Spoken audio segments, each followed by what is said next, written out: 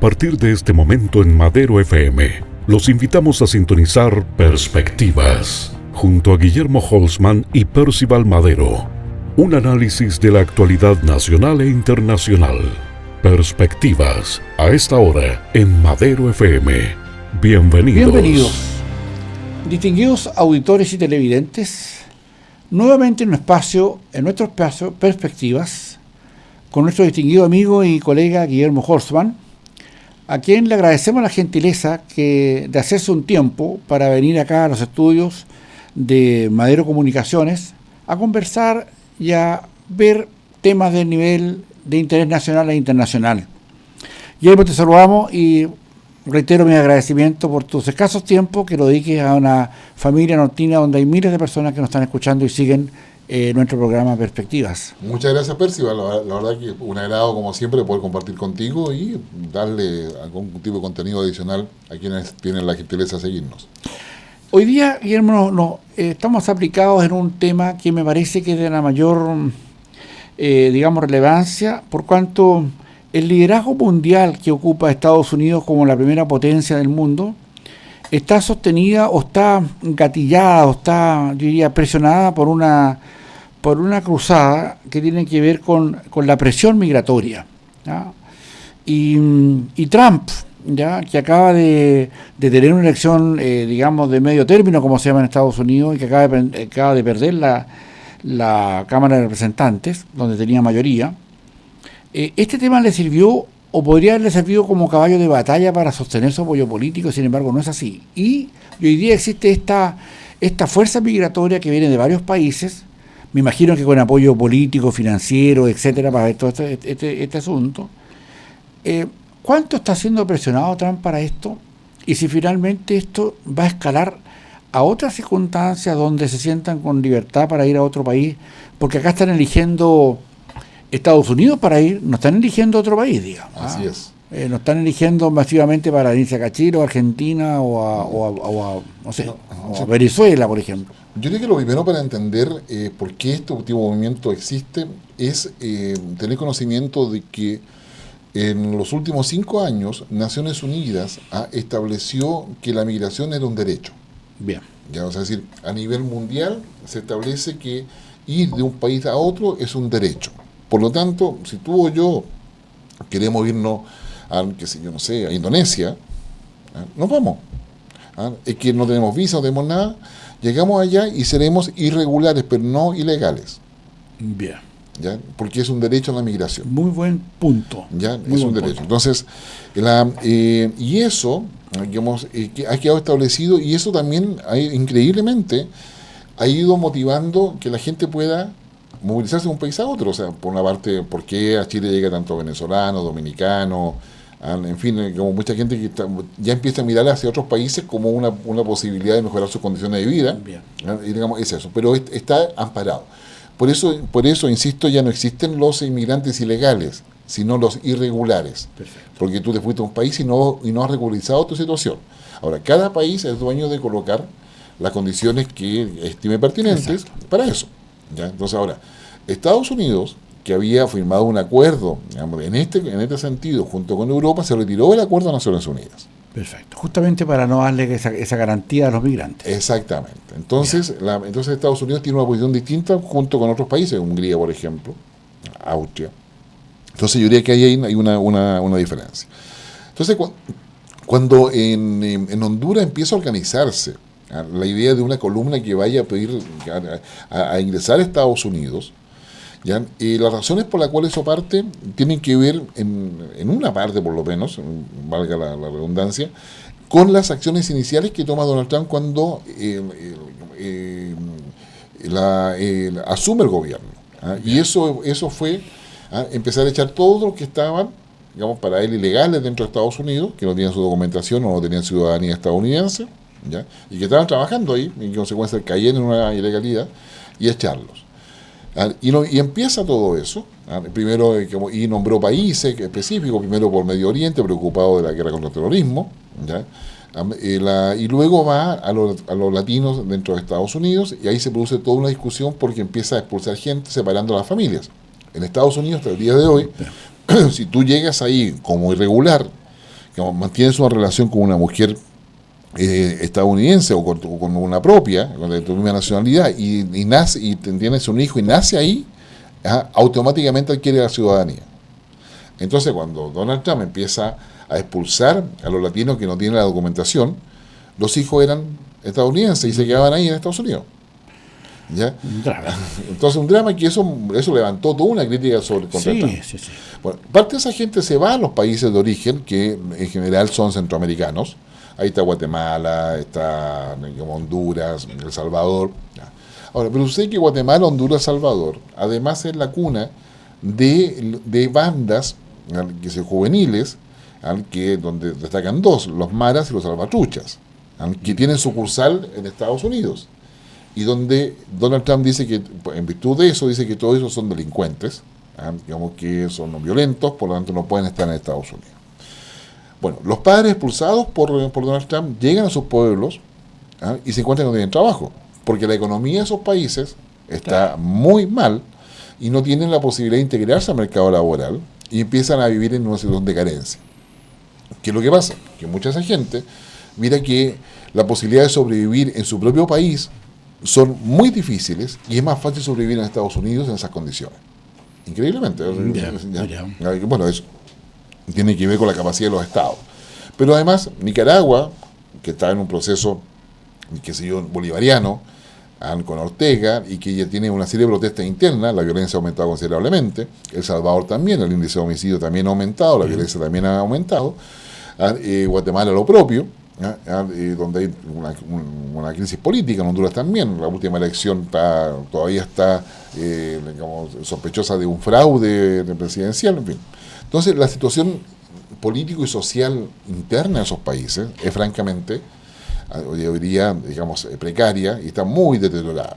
Entonces, y es ahí donde se empieza a organizar esta marcha. Aparecen algunos organizadores y la primera duda que hay es acaso quién está pagando esto, porque finalmente significa significa que alguien le está pagando a los organizadores, porque no hay plata para la marcha, porque lo que se quiere mostrar es que caminan, niños, ancianos, mujeres, qué sé yo, hombres, y no tienen nada, entonces van comiendo lo que pillan, como lo que le da la gente, no tienen agua, mueren varios en la medida que empieza en Honduras, qué sé yo, y empieza a cruzar hacia Guatemala, México, ¿ya? Y se empieza a dar cuenta que hay una organización, pero que la gente la están realmente, o sea, decir, desde fuera, más allá de la legitimidad de su demanda, la están usando.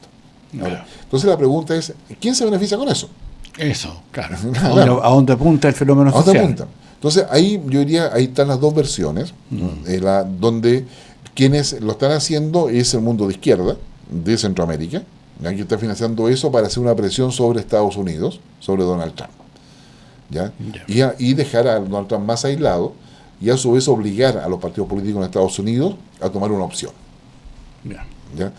La otra versión, o la contraversión a esa, dice que es Donald Trump que está financiando eso y es la inteligencia estadounidense, porque de esa manera Donald Trump puede tomar medidas, ¿ya? Y va a ser celebrado por quienes ven en la inmigración un error, ¿ya?, de Estados Unidos al haber aceptado tanto migrante. ¿Ya? Entonces, perfecto, tenemos esas dos versiones y hasta el día de hoy yo diría no hay evidencia suficiente para poder avalar cualquiera de las dos. La marcha a la que hacemos referencia empezó antes de las recientes elecciones. Así es. Y la búsqueda de esa era sensibilizar a una masa probablemente interna de Estados Unidos, interna, que ya había votado por Trump en este discurso contra los migrantes que hizo en su campaña presidencial. Así es. Y el hecho de que esta marcha fuera de alguna manera empujada, organizada, orquestada desde países más de una área contraria a la política de Trump. Trump es un hombre de derecha, digamos, tiene una izquierda más bien allá representada más bien por Obama, etcétera. Y curiosamente, después de todo esto, de todo este movimiento y todo lo que ocupa en primeras planas y cantidades de minutos radiales y de televisión, Trump finalmente pierde la Cámara de Representantes, que es la que lo puede acusar, hacer varias cosas. Obviamente acá estamos detrás de una operación que podría ser una operación de inteligencia política, que de hecho es, por los antecedentes que tú citas, pero también una manera de cómo Trump, como tú señalas, podría haberse visto beneficiado con esta acción y que finalmente no se vio beneficiado. Entonces la pregunta es, ¿hasta dónde va a llegar esto?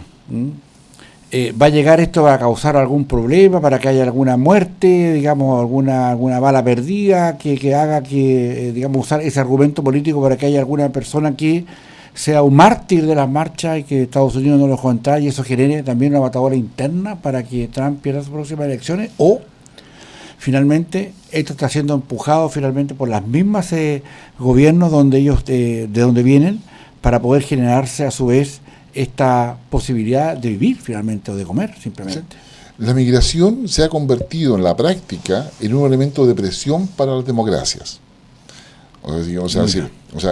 Yo diría que yo diría que es necesario verlo de esa manera. O sea, es decir, la presión, por ejemplo, de del éxodo venezolano sobre Brasil, digamos, sobre Panamá, sobre Chile, sobre varios países, es bastante. Lo de Haití es bastante evidente también. Sí. O sea, la migración, o sea, la cantidad, o sea, Chile, por ejemplo, hoy día está, o sea, financiando el país, digamos, el retorno de esta gente a sus países. Claro. Porque acá no tiene mayor posibilidad por ABC o X motivo, porque no hay puentes laborales suficientes, porque no hablan el idioma, en fin, digamos, de distintas razones. Entonces, el tema migratorio se ha transformado en un problema político para todos. Trump ha sido bastante claro. Si esta caravana que está ya en México llega, digamos, no van a entrar a Estados Unidos. Y no entrar a Estados Unidos significa que si pasa la frontera le disparan. Claro. Así de simple. Guillermo, ¿ya hay alguna interpretación del por qué los gobiernos, antes, sobre todo el de México, que dejó de entrar a los migrantes a esta marcha a México, no se le detuvo? Es porque hay leyes también internacionales que los protegen respecto a lo que tú señalabas tú. Claro, o sea, por eso digo yo, porque te han dicho. Entonces, lo que pasa en México, no pudieron detenerlos en el puente que separa Guatemala a México, en uno de los pasos que hay entre ambos países. ¿Ya? Y México está, bueno, ¿qué hago? ¿Ya? Y digamos, y toma una... Perdón, porque México reconoce los derechos a través de Naciones Unidas migratorios. Exactamente. Entonces, no los considera refugiados, pero los tiene en una posición, en una cualidad intermedia. Entonces, le tiene campamentos en términos para poder regularizar su situación. O sea, dice, reconoce estar en tránsito, no le dice que no pasen, pero si usted va a cruzar el territorio mexicano, tiene que tener todo su papel al día. Y con eso lo ha logrado, y ha generado campamentos para tenerlos ahí, y ha generado por lo menos un mes, 40 días, se estima, quizás más, mientras cada uno trae todos sus papeles, preguntan al país de origen, etcétera, para poder dejarlo en tránsito en México. Entonces, es ahí donde está jugando. Además, México está justamente terminando el gobierno de Peña Nieto y empezando desde López Obrador. Claro. Entonces como coloca a López Obrador también en una situación más complicada. Digamos que López Obrador representa una izquierda moderada exactamente. Es como para que nuestros auditores y televidentes se hagan la idea, es como, tú corrígeme si me equivoco, por favor, que esto tiene que ver como un Lago de México, como un presidente Lago. Claro, más o menos, es una izquierda del siglo XXI, claro, digamos, muy pragmática. Entiende los procesos de crecimiento. Que no está en la lógica, yo diría, de confrontación del siglo XX. Entonces diría, ahí tenemos. Entonces ahora está el tema de mano de México, ya Trump movilizó tropas, qué sé yo, etcétera, para dar la señal básicamente que está dispuesto a hacerlo, o sea, vale decir, no está amenazando por amenazar, está dispuesto a hacerlo. Sí, ¿ya? Y él lo hace ya, o sea, varias pruebas que es capaz de disparar si te intentan cruzar la frontera. Exactamente, entonces yo diría, hay finalmente, como estas son las migratorias, ya sean voluntarias, o forzadas o manipuladas, que yo creo que es la otra calificación que habría que usar, se está usando como instrumento político. Y esto no siempre se ve de esa manera, ni no siempre se analiza de esa manera, y se analiza como una cosa que está pasando nada más, que hay que enfrentarla. Pero esta caravana de Honduras da cuenta de una organización, de una motivación, qué sé yo, para que efectivamente vaya a presionar a una frontera. Ya, recordemos que el otro caso que tenemos para compararlo son los refugiados, pero los refugiados, según Naciones Unidas, existen cuando no tienen otra opción que huir de su lugar habitual de residencia o su país de residencia, porque su vida corre evidente peligro. Perfecto. Y son refugiados que han llegado a Europa. ¿Ya? Y ahí también hay problemas con Italia, con Grecia, ya qué sé yo, Turquía, o sea, que finalmente es el camino por el cual Turquía hace lo mismo que está haciendo México hoy día, lo regulariza, qué sé yo, y conforme las cuotas que cada país de la Unión Europea se ha comprometido, los va derivando para allá. Ahora, en el contexto digamos, de los planos de liderazgo mundial, Estados Unidos enfrenta esta mirada migratoria con mucha preocupación que no tiene el gobierno de Putin ni tiene el gobierno de China, porque no transitan hacia allá, y también los contextos geográficos donde ellos viven no tienen esta cantidad de gente. Podría ser, no sé, que la gente de la India migrara hacia la Unión Soviética o tal vez hasta China, pero ellos han sido súper claros. Digamos. Putin dijo: los que quieran venir acá tienen que venir con sus papeles al día y tienen que respetar nuestras leyes y tienen que seguir nuestras costumbres y tienen que entender que nosotros no vamos a ceder ni un ápice de nuestras costumbres por dar a ustedes facilidad. Eso le dijo a los migrantes en todas sus condiciones. Y China ha hecho lo mismo. Nadie huye hacia China. Entonces la pregunta es, dado que la presión que tiene el líder más importante del mundo occidental, que en este caso es Trump, y con todo esto, y que no lo tienen sus otros líderes, sus otros, digamos, entre comillas, iguales, para él es un problema político interno. Así es. Que no tiene cómo solucionar, porque ¿cómo va a solucionar una circunstancia si por ley o por no sé cómo llamarlo, por dictamen de las Naciones Unidas tienen derecho a vivir en otro país, aunque Estados Unidos no lo haya reconocido? La migración, tanto en Estados Unidos como acá en Chile o como en otros lugares, ¿a dónde va a apuntar finalmente? Porque obviamente, más allá de un móvil político, que obviamente lo tiene, esto hay que tener recursos para poder sustentarlo. Claro, y eso es real, y los países no están preparados para eso. Chile mismo está recién ahora discutiendo una ley migratoria, o digamos, generar la institucionalidad necesaria para eso, sí. Y todavía estamos regidos por un decreto ley del año 75. 1975, imagínate. Entonces, los países en general, digamos, y no solamente el caso de Chile, varios otros países digamos, tienen lo mismo, pero a su vez también se crea, al generar el derecho migratorio, a migrar, finalmente, vamos, los estados están atados de manos porque no lo pueden negar si está en Naciones Unidas y suscribirte a ese acuerdo, y significa de que se transforma, yo diría, en un fenómeno impensado para los países, totalmente impensado para los países, que queda bajo la órbita cuando los países, todos los países de América Latina que han tenido gobiernos de izquierda particularmente, el discurso de la solidaridad latinoamericana, la cooperación, el que digamos, somos todos hermanos, que todos debemos estar todos juntos, empieza ya pronto a ser cuestionado por sectores importantes de la sociedad. Y eso tiene un efecto perverso, porque empieza a surgir la xenofobia. Perfecto. Ya, digamos, empieza a surgir la discriminación evidente, como fenómenos ya visibles. Ya antes, ya los propios nacionales, como en el caso de Chile, por ejemplo, la persona que tiene poca educación era explotada, le pagaban menos lo que le correspondía pagarle, le hacían trabajar más horas. Eso todavía persiste, pero se amplía con los nuevos migrantes. Se ha acentuado eso. Exactamente, se ha acentuado. Entonces, cuando tú empiezas a mirar, qué sé yo, que hay tantos migrantes de otros países en todo tipo de funciones, y donde no hay ningún filtro, claro, la xenofobia empieza, digamos, ahí empiezan los movimientos pequeños, que surgen muy pequeños xenófobos, que empiezan a atacar a los extranjeros. Pero ya pronto eso empieza a darle sentido, porque hoy día una parte importante de la ciudadanía dice, a ver, estas personas vienen, vienen y entran sin ningún problema. O sea, es decir, no sabemos si traen plata o no traen plata, tienen para sobrevivir o no tienen para sobrevivir. Claro, y sucede que no significa un problema de salud, traen enfermedades que no conocemos o que no son propias de Chile. Y con toda la modificación, si tú sabes algo más de eso en términos de biología o bioquímica, y con todas las modificaciones de que puede tener el origen tipo de enfermedad en términos de célula, bacteria, lo que sea, con el cambio de clima. Porque el calor y la humedad generan cambios en la forma en que se expresan muchas enfermedades.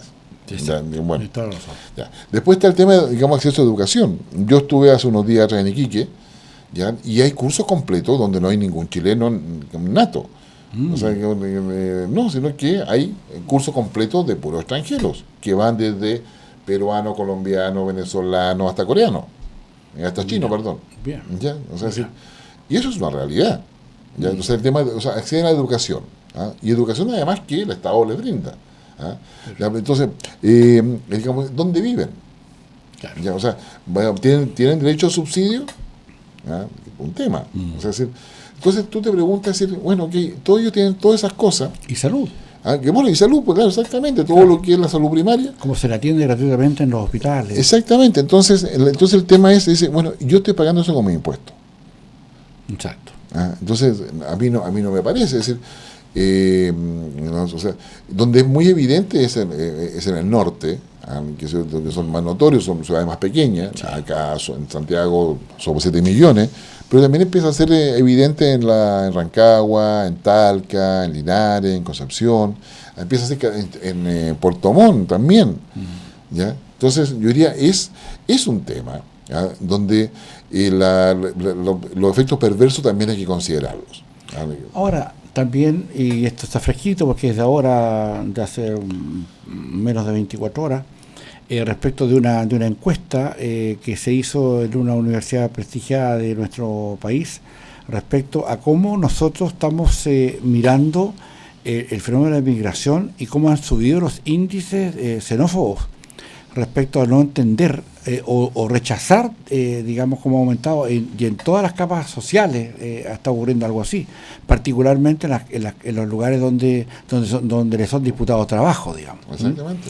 Entonces, yo creo que esto obedece más bien a un asunto que Estados Unidos ya ha visto, porque normalmente las personas que viven en Estados Unidos, particularmente los latinos, han hecho una vida, han progresado en Estados Unidos y la gente ve como espejo la posibilidad de por lo menos tener acceso a una vida bastante más digna. Entonces, si en Estados Unidos también se rechaza a esto, aunque ellos han convivido, digamos, ya los 200 años de su vida digamos, independiente, con el tema del Ku Klux Klan y del tema de los de raza de color enfrentados durante muchos años, han vivido ese proceso.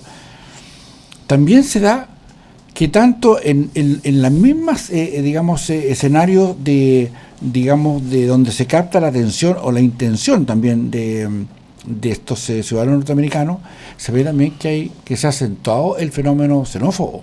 Sí. Y eso significa fundamentalmente a países que nos circundan, como ellos nos ven a nosotros como los sudacas, claro, ya que nos llegan a quitar algunos espacios de trabajo o a trabajar por la mitad de lo que podemos trabajar nosotros, etcétera. Entonces,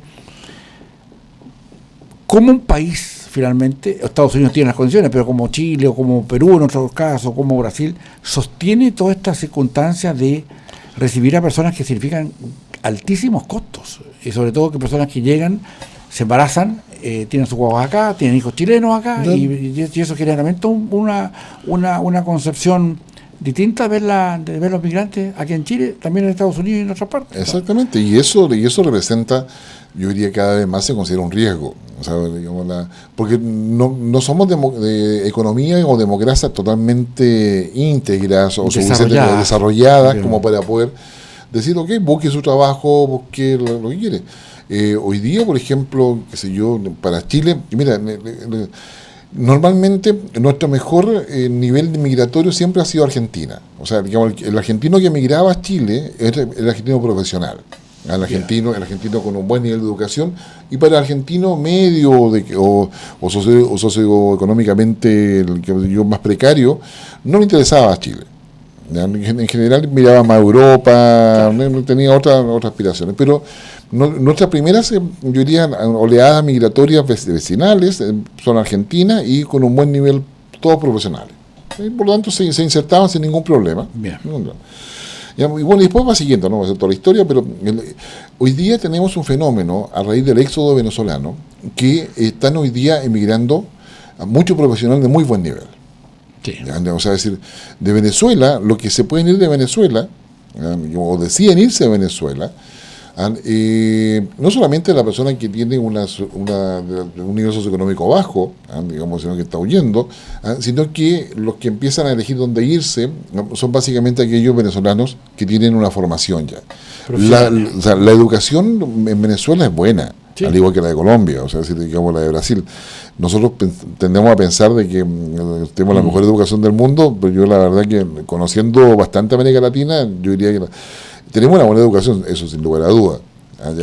Pero yo tendría cuidado con pensar que es mejor que con otros. Claro. En algunas áreas tenemos expertise absoluto, claro, y universidades que tienen un expertise completamente absoluto. Entonces yo diría que hay en la práctica tenemos un éxodo y eso yo creo que nos va a empezar a traer problemas que todavía no visualizamos cuando empiezan a llegar ya venezolanos profesionales que empiezan a ocupar puestos de trabajo, digamos, en el área de ingeniería, en el área, qué sé yo, comercio, negocio, digamos, comunicaciones.